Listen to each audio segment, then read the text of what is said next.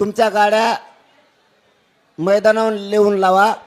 गरिबाच्या पोरांनी मैदानावर लावल्यात.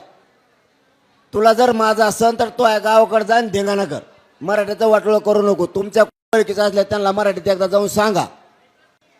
इथले जेवढे पोर आहेत तेवढ्या पोराला सांगतो,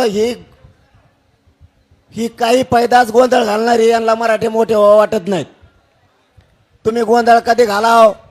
सरकारने अडचण आणल्यावर किंवा मी आंदोलन सोडून गेल्यावर. मी जाग्यावर ठाम आहे. तुम्ही गोंधळ घालता म्हणजे तुम्ही माजलेले अवलादी दिसतात तुमच्या. तुम्हाला मोगम मराठ्याचं वाटोळं करायचंय. राजकारण्याचं ऐकून गु खाऊ नका. मी जर तिथं आलो ना तर त्याला पळून सुद्धा देणार नाही. ध्यानात ठेवा. तुमचं कोणीच ओळखीचं असलं त्याला म्हणा अर्ध्या मिनिटात ते मोकळं कर लवकर. सरकार ऐकत नसल्यावर त्या गोष्टी, मी आंदोलन सोडून गेल्यावर त्या गोष्टी, विनाकारण त्याचं कारण सांगतोय बोलायचं. CST पशी 25-30 जण आहेत माकडं. त्यांच्यामुळं आपल्या 18 किलोमीटर लोक थांबलेत इथं यायचे. हे 2% सुद्धा लोक नाही तिथं. 98% बाहेर येत आणखी मुंबईत यायचे. ह्या भंगार पोरामुळं कोण येते 2-4 जण. ते सरपंच सांगायला गेलं त्याला उलट बोललं. याचा अर्थ हे आपल्यातलं नाही, कारण हे सरपंच सगळ्या महाराष्ट्रातल्या जवळपास लोकांना आंदोलकाला ओळखीत आहे.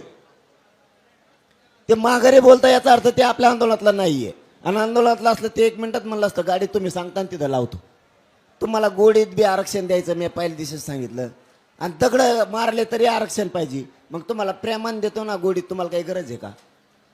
हे उपास तू कुठं नाही करणारे मायावर म्हणायची वेळ येऊ देऊ नका बरं का. ते आमचे नाहीत.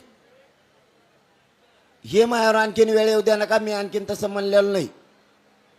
गरीब श्रीमंत सगळे आंदोलक आहेत. त्या CST पशी कुणाचे आहेत ते पटापटा वळखा आणि त्याला सांगा गाड्या तिकडे नेऊन लाव.